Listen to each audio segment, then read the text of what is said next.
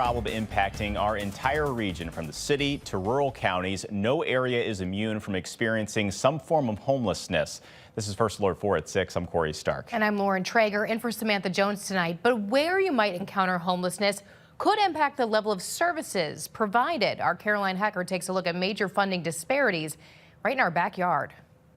Welcome to my house. That simple greeting. This is my living room. Is something Lavesha Brasfield wasn't sure she'd ever get to say. Just 5 years ago, working 3 jobs, this single mother of 4 found herself late on rent. The minute I even came to them hey, this is the situation, if I can just get a little extension, a little help, instantly they're like, eviction. For the next 2.5 years, she and her kids lived in extended stay hotels. She spent hundreds of dollars on applications for apartments and houses, only to be denied due to her credit score and eviction. I'm working like crazy, and I keep hitting this brick wall of, hey, you make enough, but you still don't meet these criteria. Until one day when she saw a billboard for 211.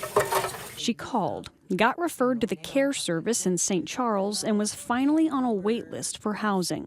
A year later, she got the call and a place to live.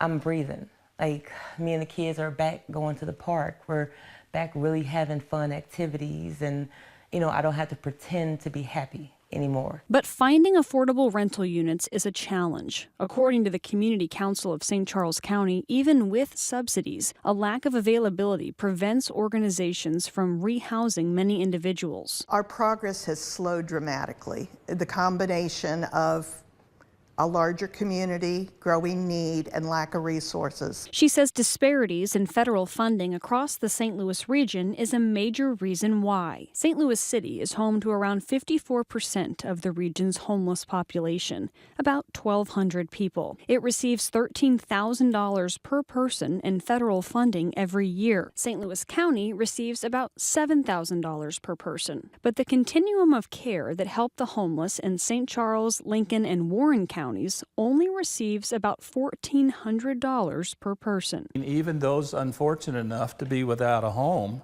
are still entitled to equal protection under the law.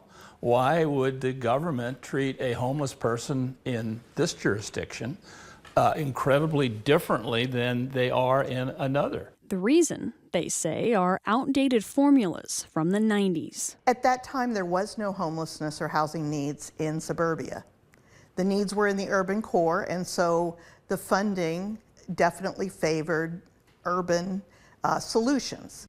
As people have moved from the city to the suburbs, she says services have not, and housing remains the biggest challenge. We can do prevention, but when it comes to the housing portion of it, where we could use the federal funding, that's where there's a lack of it. That means less help for people like Lavesha, who has been living independently for almost 2 years and able to give up 2 of her jobs, as she and her children remain grateful and hopeful. When people ask me, hey, Lavesha, what are you doing for the weekend? I am going home. I have a home. I love my 4 walls. In St. Charles, Caroline Hecker, First Alert 4. 4 walls, something we take for granted. The Community Council of St. Charles County says it has not felt the impacts of recent cuts made to HUD, which supplies much of its grant funding. They say it would take an act of Congress to change the federal funding formulas.